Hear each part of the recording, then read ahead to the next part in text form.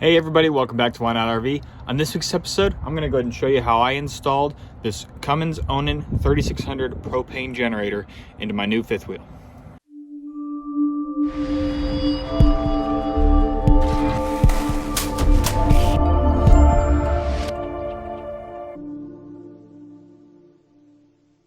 Remember, if you want to learn more and make less mistakes while RVing, be sure to hit that subscribe button, drop a like and a comment down below. I appreciate it.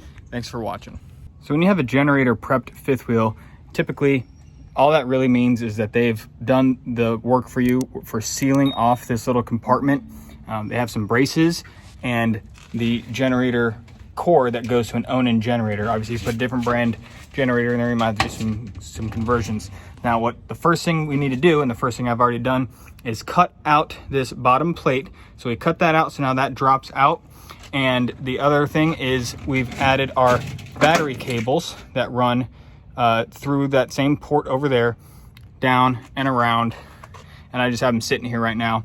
And the other thing we got going is we added our mounts for our generator, because I think this is generator prep for the 5500 watt Onan, and we went with the 3600 watt Onan. So it's a little bit smaller, so I had to do some custom mounting brackets, but let's get this thing in place. Also, you have where your generator is supposed to get wired up into, right there into that junction box, and that was pre-wired to my transfer switch that came with the RV. Of course, I've rewired all that, but that junction box is what the generator goes to. But again, they don't do any wiring for you from here to the generator, so you have to do that yourself.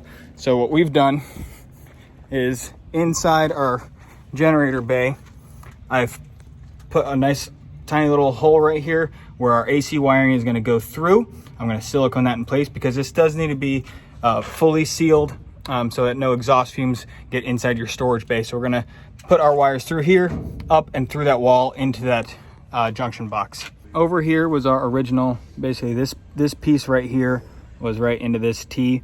So I added a second T and a 90 and our straight pipe down to flex tubing down there, which that's what goes into the generator.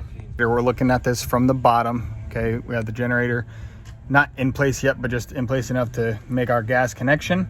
So we got our gas connection here with the flex tube, and now we're gonna go ahead and get the generator shifted over and mounted into our little bolts or bowl holes. We have our gas line connected in the back like I showed from the bottom side. Our AC wiring right now is just ran through that wall like I said I was going to put it through, and I put some silicone there. We have our ground negative hooked up, and we have our red positive coming in along with the control that came with the generator prep. So the red comes right to our little starter right here, and the control just clicks right in. That's it. It's ready to at least start. Of course, there's gonna be a lot of cleanup still to do, sealing up some stuff, you know, trying to prevent any exhaust from coming up, figuring out what kind of exhaust we're gonna do and run a little exhaust system.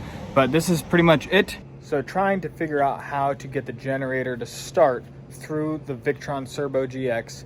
There's not a lot of very straightforward answers out there. So what I wanted to do is add this into this video for you guys so you can see just exactly how you can do it. Now there's multiple different ways, and different RVs are gonna be a little bit different, but if you have the in-command system and your generator start-stop through that, this is one way. If you have an Onan built-in generator with, you know, a different system, not necessarily the in-command, but it's gonna be the same type of signal wires going through to whatever remote panel you have, you can tap into that remote panel the same way I tapped into it and be able to start it through the Cerbo GX. So let me do a quick thing and show you how to start the generator with a little wire. So on your in-command system, or if you don't have an in-command system and you just have something else with Onan, our generator wires are right here from the orange all the way over to the gray, and they're labeled on the back of the panel here for generator start, stop, service, hour meter, fuel meter, and the ground. Now what we had to figure out was what is actually happening when we send a signal. Is it sending, because it says that the orange wires are start wire. So are we sending 12 volts to that in order to start it or not? What's the deal? So what we came to find out is that this is actually grounding out when starting. So the orange wires are start, our yellow wires are stop. So what we're gonna do is we're gonna take our ground and jumper it and it should start the generator. So let me show you that.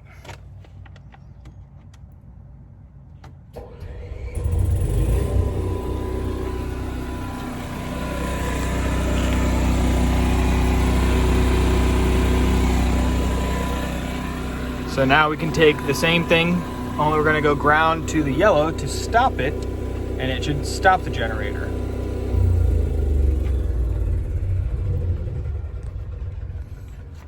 So that's how we figured out that the ground is what actually starts and stops the generator. So now we got to go to our relay system and basically send a ground wire signal to these wires when we want them. So let's show you that. So back behind the in-command system, we have what was the yellow in the front and the orange in the front are now connected to a red and black wire, and those are running to my relays. Now you can see that they changed color in here. The yellow goes to a green and the orange goes to a red. The green and the red are the actual original, that's coming right from the Onan generator cord.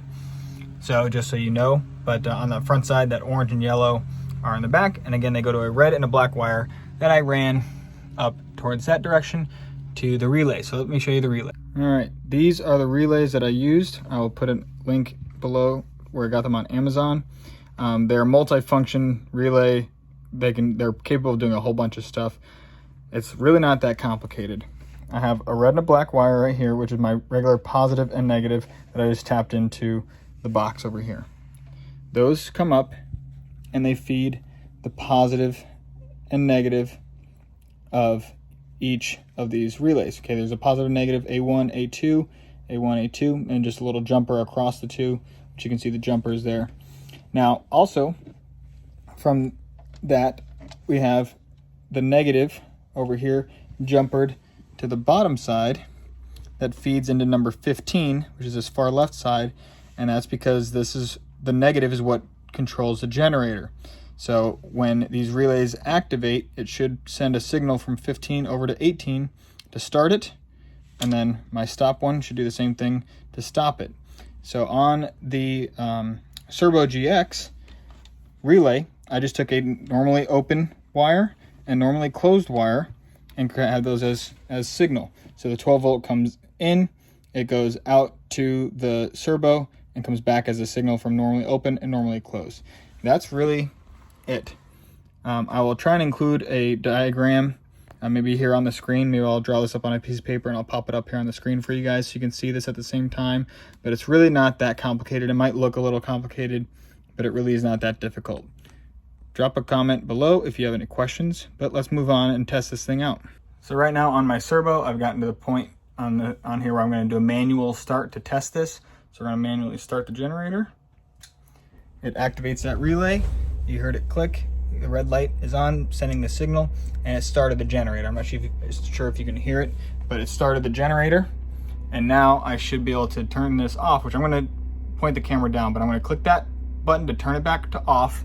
So let me show you what the relays do down here.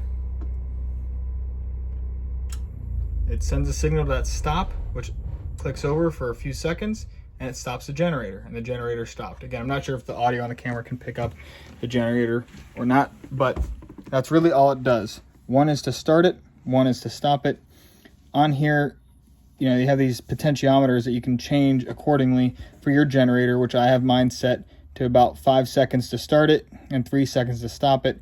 I could probably turn the 3 seconds down to 1 or 2. It doesn't really need much of a signal, but the start is more important. Some generators take a little bit longer to start than others, but mine starts pretty good after about 3 seconds, but I like to just make sure it stays starting. And these can easily be adjusted down the road. But that's it. I'm going to go ahead and get this stuff mounted on that rail right there and call it a day. All right, let me show you here on the Cerbo, or at least the touchscreen, how we go ahead and set the generator, okay? So first we go down to settings. Then we're going to go down all the way down to your relay to make sure you have the generator function set. Okay, so function for relay 1 is generator start and stop. I already selected that. You got to turn that on. So generator start and stop. Now we come to the generator start and stop setting. And right now it shows it's stopped, no errors, total runtime, etc., etc. So what we do is we're gonna go ahead, and this is where I did the manual start to test it. I turned it on, and I could run it, you know, I could turn it on and tell it a certain time and it'll run for whatever, but we already did that. So in the settings, we have a couple different things here, okay? Before we go into conditions, I set a minimum runtime of 10 minutes, meaning if it turns on for whatever reason at any given time, it should run for a minimum of 10 minutes. So state of charge, whatever, 10 minutes. Detect generator at AC input. I turned that on, honestly, not really 100% sure if it works yet, but we'll find out. I don't have quiet hours on, but if you are at a park or you want to be concerned about quiet hours, you can turn that on and set that stuff accordingly. And then of course it has a generator total runtime. So under conditions, this is where you can set a lot of stuff to tell it what to do. So on loss of communication, meaning if the Cerbo loses connection with the internet or whatever it does there, it will stop the generator, because I don't want the generator running unless I know about it, right? So that's why I have it on stop generator. You can change it if you want. Do not run the generator when AC1 is in use. Obviously, if I'm plugged into shore power, no reason to run the generator. Battery state of charge. Okay, this is where I have it enabled to 11%. So use battery state of charge as a start and stop value. So at 11%, it turns on, and it'll turn back off once the battery reaches 99%. You can change that accordingly however you want. Now you can do the same thing with battery current, which I don't have. I have that off. Battery voltage, I have that on as well, at 42.4 volts, which is, I think, what's that? All right, so that's set at 10.6 volts for a 12 volt battery, or 42.4. So, you know, for me, those lithium batteries, it's at 10.5 volts is where they can get damaged. So that's why I set that at 10.6. So for whatever reason, my batteries get down to 42.4 or 10.6 in the 12 volt configuration, it will start the generator and run it until the battery voltage reaches 54.4. That, again, you can change your settings however you want. I'm just showing you what I did. And then I don't have AC load active, but a lot of people, this is what you're going to do, is you're going to run the generator when you are running your air conditioner. So you'd come in here, you turn that to on, and you would change, let's see what we got here for options. So I would change it to inverter AC out, and then I would change my wattage to, you know, whatever if your ACs pull 1100 watts, you know, set it at 1000 watts or whatever the case is. I don't want this on. I'm only using this generator to recharge my batteries when I don't have enough solar. But that's where you can change all those settings. And again, there's just more. You can do it on temperature, overload, and then last thing I have is periodic run. Whoops, I clicked the button there. Let's go back into that.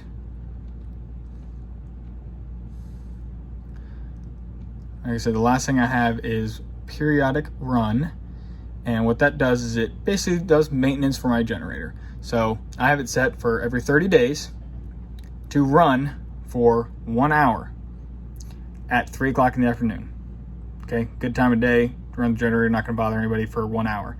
Now, if the generator has been running for 4 hours, we're going to skip it. So if the generator has ran for 4 hours over the past 30 days, it's just going to skip this. And actually, I'm going to change that. I don't need it to be 4 hours.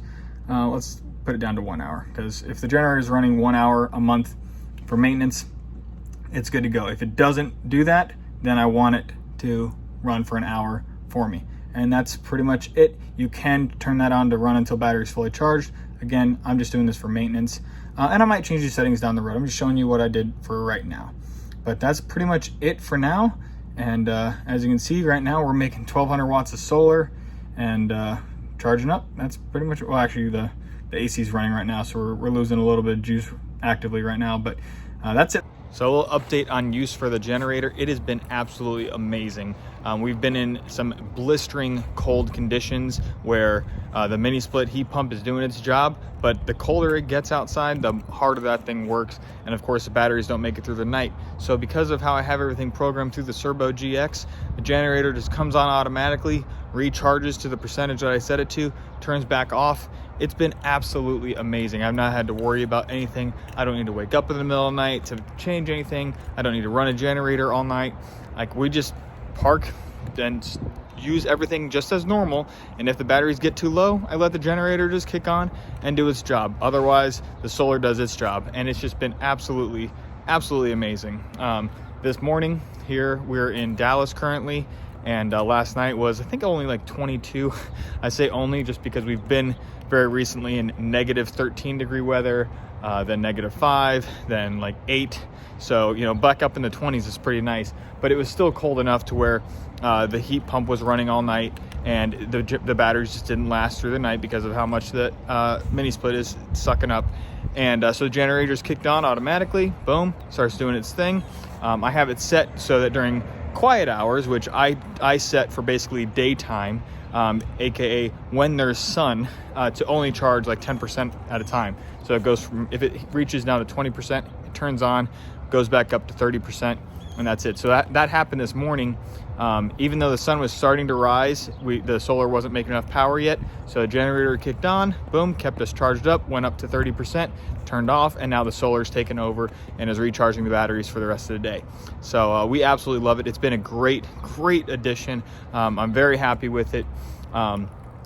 Should I have gone with a larger generator, 5,500 watt? I don't think so. I mean, I really like the 3600. I like the amount of fuel that it uses, because I know that any generator bigger is only going to use more and more fuel, and it's been all that we really need. Yes, there's plenty of times that even with the generator, I'm still using more power than the generator's using or providing, but it's very minimal, and I can easily manage our loads and shed loads when we need to. But other than that, it's been absolutely amazing. That's it for this week's video. If you have any questions, make sure to drop them in the comments below. I appreciate it. Thanks for watching Why Not RV. Drop a like, hit that subscribe button, and we'll see you next time. Bye.